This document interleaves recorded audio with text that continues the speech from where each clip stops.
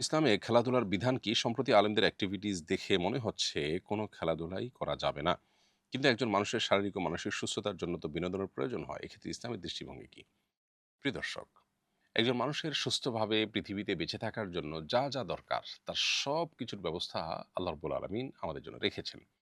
এজন্য আল্লাহর দেওয়া জীবন বিধানে এমন ন্যাচারাল সিস্টেম আছে যেখানে মানুষের বিনোদনের ব্যবস্থা আছে। যেমন ইসলাম আমাদেরকে পারিবারিক জীবন যাপন করতে নির্দেশনা দেয়, উৎসাহিত করে। একজন মানুষের খুব ভালোভাবে মানসিক সুস্থতার জন্য তার সুন্দর উপভোগ্য একটা পরিবার হলো সবচেয়ে বড় উপাদান। আজকের পৃথিবীর দিকে যদি আপনি তাকান তাহলে দেখতে পাবেন যে আজকের পৃথিবী এই উপাদান থেকে অনেক দূরে সরে গেছে। আমরা কৃত্রিম একটা জীবন, কৃত্রিম একটা পৃথিবী তৈরি করছি। আমরা আল্লাহ তাআলার যে নেচার বা আল্লাহর যে প্রকৃতি সেটাকে আমরা ডেস্ট্রয় করে ফেলছি। ফলশ্রুতিতে যেটা হয়েছে যে আমাদের মানসিক প্রশান্তি আমাদের পরিবার থেকে যেটা হবে, যে সম্পর্কে আল্লাহ তাআলা কোরআনে বলেছেন আদম আলাইহিসসালাম যখন তাকে তৈরি করার পর তিনি কিছুটা বিষণ্ণ বা একাকিত্ব অনুভব করতেন, তখন আল্লাহ তাআলা হাওয়াকে সৃষ্টি করলেন। মা হাওয়াকে সৃষ্টি করে তার সঙ্গী হিসাবে দিলেন। এবং আল্লাহ বলেছেন এর কারণ হিসাবে লিতাসকুনু ইলাইহা, যাতে করে তুমি তোমার সঙ্গিনীর কাছে তার সঙ্গে কাটানো সময়গুলো বা তার সঙ্গে থেকে তুমি যেন আন্তরিক এবং মানসিক প্রশান্তি যেন লাভ করতে পারো। তো মানুষের সুস্থভাবে বেঁচে থাকার জন্য সুস্থ বিনোদনের দরকার আছে এবং মানসিক প্রশান্তি লাভের জন্য বিভিন্ন উপায় অবলম্বন করবার দরকার আছে। এই উপায়টা যদি ন্যাচারাল হয়, আল্লাহর দেওয়া সিস্টেমের মধ্যে মানুষ যদি এই উপায়টা খোঁজার চেষ্টা করে, তাহলে সেক্ষেত্রে সেটা মানুষকে প্রকৃত অর্থে মানসিক সুখ দিতে পারে। আমরা যে খেলাধুলা দেখা, খেলাধুলা উপভোগ করা, ফলো আপ করা, এগুলোর মধ্য দিয়ে আমরা যে বিনোদনের চেষ্টা করছি, এর বাইরে আরো যে সমস্ত বিনোদনের পথ পদ্ধতি আমরা বের করেছি মানসিক সুখের জন্য, এগুলো কি আসলেই আমাদেরকে মানসিক সুখ দিতে পারছে? আমরা যদি পশ্চিমা পৃথিবীর দিকে তাকাই, পশ্চিম বা পূবে পৃথিবীর উন্নত অংশে যদি আমরা তাকাই, তাহলে দেখতে পাবো প্রত্যেকটা দেশেই মানুষ কিন্তু ডিপ্রেশনে ভুগছে। প্রতিটা মানুষ, প্রতিটা ঘরে কম বেশি ডিপ্রেশনে ভুগছে এবং বিশ্ব স্বাস্থ্য সংস্থা বলছে ২০৩০ সালের মধ্যে বিশ্বের সবচেয়ে বড় রোগে পরিণত হবে মানসিক রোগ। মানুষ সবচেয়ে বেশি ডিপ্রেশনে ভুগবে। এই রোগের রোগী হবে সবচেয়ে বেশি। তো এত খেলাধুলার ইভেন্ট, এত আয়োজন, এত কিছুর পরও এত মানসিক রোগ কেন বৃদ্ধি পাচ্ছে? কারণ হলো আল্লাহ রাব্বুল আলামিন আমাদেরকে মানসিক প্রশান্তির যে পথগুলো বাতলে দিয়েছেন সেগুলো থেকে আমরা সরে আসছি এবং নিজেরা কৃত্রিম মানসিক সুখের বিভিন্ন পথ আমরা খোঁজার চেষ্টা করছি। এগুলো আমাদেরকে আরো বেশি অস্থির করে দিচ্ছে। এগুলো আমাদেরকে আরো বেশি ডিপ্রেসড করে দিচ্ছে। এটা হলো বাস্তবতা। এবার আসুন, ইসলামে কি আসলে খেলাধুলা নিষিদ্ধ? উত্তর হলো না। ইসলামে খেলাধুলা নিষিদ্ধ না। বিশেষ করে শারীরিক কসরত হয়, শারীরিক ব্যায়াম হয়, সেরকম খেলাধুলাকে ইসলাম উৎসাহিত করে। নবী করিম সাল্লাল্লাহু আলাইহি ওয়াসাল্লাম নিজে দৌড়াদৌড়ির প্রতিযোগিতায় তিনি অবতীর্ণ হয়েছেন তার স্ত্রী আয়েশা রাদিয়াল্লাহু তাআলা আনহার সাথে। এবং অন্যদের যে প্রতিযোগিতা যেগুলোতে শারীরিক কসরতের ব্যাপার ছিল বা আপনার যে প্রতিযোগিতা বা যে খেলাধুলা মানুষের কাজে লাগবে এরকম বিষয় ছিল। যেমন ধরুন ঘোড়া দৌড়ানো, তারপরে আপনার তীর মারা, তারপরে আপনার দৌড়াদৌড়ি, শারীরিক কুস্তি যেটাকে বলে আপনার ফিজিক্যাল ফিটনেসের ব্যাপার। এই জাতীয় যে খেলাধুলা আছে এগুলোতে নবী সাল্লাল্লাহু আলাইহি সাল্লাম উৎসাহিত করেছেন বিধায় ইসলাম সেগুলোকে নিষেধ করে না। কিন্তু যেই খেলাধুলাতে এরকম কোনো বিষয় নেই অথবা শারীরিক কসরত থাকলেও সেখানে অন্য হারাম উপাদান আছে, যেমন সতর খোলা হয়, খোলা ছাড়া খেলা যায় না। যেমন ফুটবলে যদি আপনি সতর উন্মুক্ত না করে খেলেন তাহলে শরীয়ত সেটাকে নিষেধ করে না। এবং সেখানে যদি জুয়া না থাকে, শরিয়া সেটাকে নিষেধ করে না। সেখানে যদি হারাম কোনো উপাদান না থাকে, শরিয়া সেটাকে নিষিদ্ধ ঘোষণা করে না। আপনি সেরকম করে ক্রিকেট, ফুটবল এগুলো সবগুলোই খেলতে পারেন। কিন্তু যখনই এটা বিভিন্ন হারাম উপাদানে ভরে যাবে অথবা যখনই এটা খেলার চাইতে বড় কিছু হয়ে যাবে, আপনার সিরিয়াসনেস যখন এদিকে চলে যাবে, আপনার ইবাদত বন্দেগীতে যখন মনোযোগ কমে যাবে, আপনার এদিকে যখন পূর্ণ মনোযোগ হবে, তখন শরিয়ার বিধিনিষেধ সেখানে চলে আসার পথ খুলে যায়। তো এইজন্য এই বিষয়গুলোকে মাথায় রেখে শরিয়া আসলে খেলাধুলার অনুমোদন দিয়েছে। এছাড়া যে সমস্ত খেলাধুলায় শারীরিক কসরত নেই, যেমন ধরুন আপনার পাশা খেলা, দাবা খেলা, লুডু খেলা, এগুলোকে শরিয়া নিরুৎসাহিত করেছে এবং এগুলা সমস্ত ফুকাহা একরামের ঐক্যমতেই ইসলামী শরিয়াহ দৃষ্টিকোণ থেকে নিষিদ্ধ।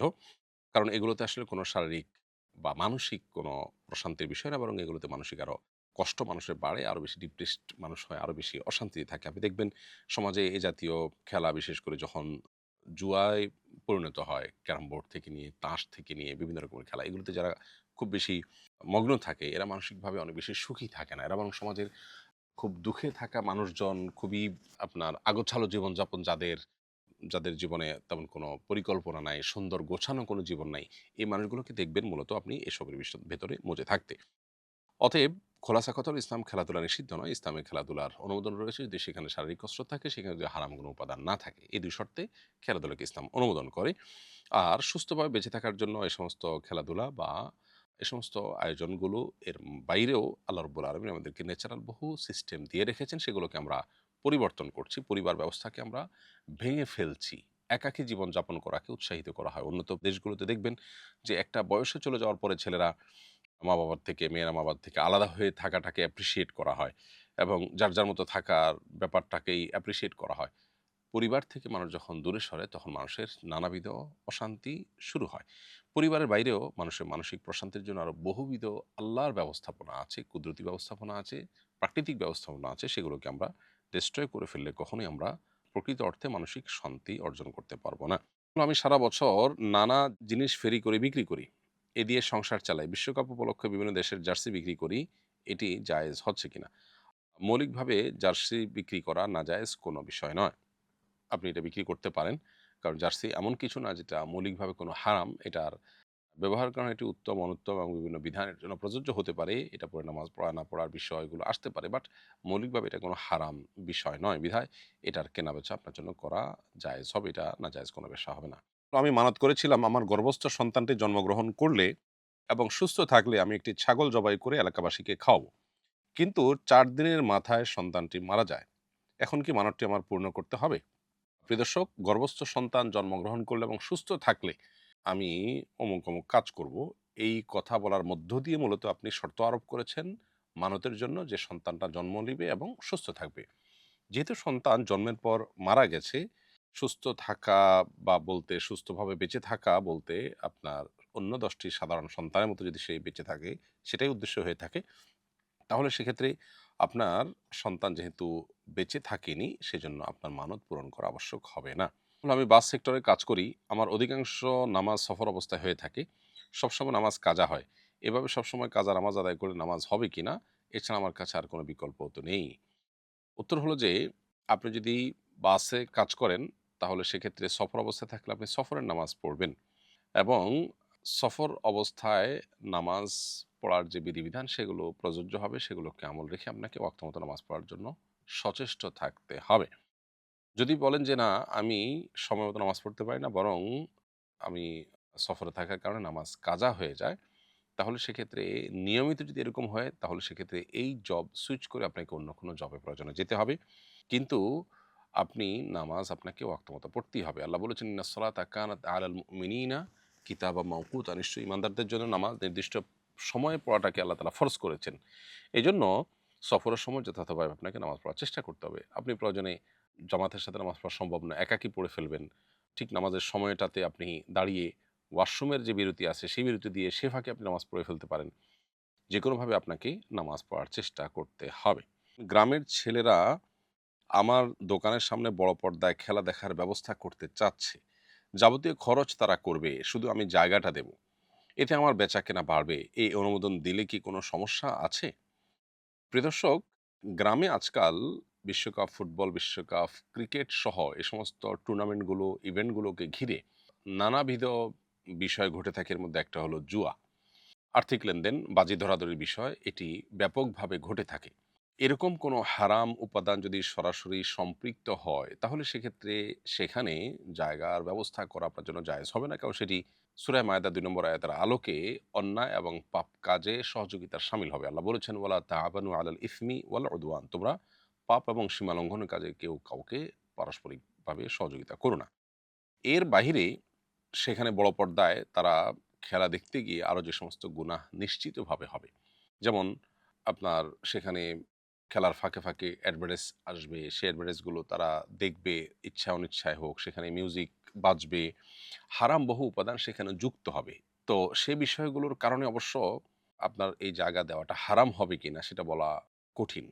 একেবারে সরাসরি হারাম বলে দেওয়া এক্ষেত্রে কঠিন। কারণ সেগুলো আসলে তাদের মূল উদ্দেশ্য না এবং সেগুলো এভয়েড করার উপায় থাকতে পারে। হতে পারে কেউ মিউট করে রাখলো ওই টাইমটাতে। হতে পারে কেউ চোখের হেফাজত করলো। শুধু খেলার অংশটা দেখলো। খেলার অংশ দেখলে আবার উন্মুক্ত সতর দেখার একটা বিষয় আছে, সেটারও কেউ না দেখে শুনতে পারল। অর্থাৎ এখানে অনেক সম্ভাবনা থাকার ফলে এটাকে সরাসরি হারাম এক কথায় বলে দেওয়াটা কঠিন। তবে জুয়ার আয়োজন যদি সেখানে থাকে এবং এটাকে ঘিরে যদি তরুণরা, কিশোররা জুয়ায় জড়িয়ে পড়ে, এটুকু যদি নিশ্চিত হন আপনি, তাহলে সেক্ষেত্রে এটা দেওয়া আপনার জন্য হারাম হবে, সেটা বলার অপেক্ষা রাখে না। আর এর বাইরে অন্যান্য যে গুনাহের বিষয়গুলো আছে, সেগুলোর ভিত্তিতে আপনি যদি এটাকে নিরুৎসাহিত করতে পারেন, সেটা হবে সবচাইতে ভালো।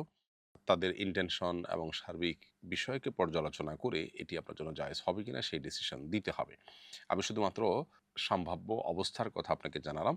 তবে আপনি পুরো বিষয়টাকে আরেকটু ডিটেইল আলোচনা করে যে এখানে অ্যাকচুয়ালি কি হচ্ছে, কি হতে পারে না পারে সেগুলো আলোচনা করে কোনো একজন আলেমের সাথে দেখা করে আপনি এটার কনক্রিট এবং একেবারে পরিষ্কার উত্তর নেয়ার চেষ্টা করবেন।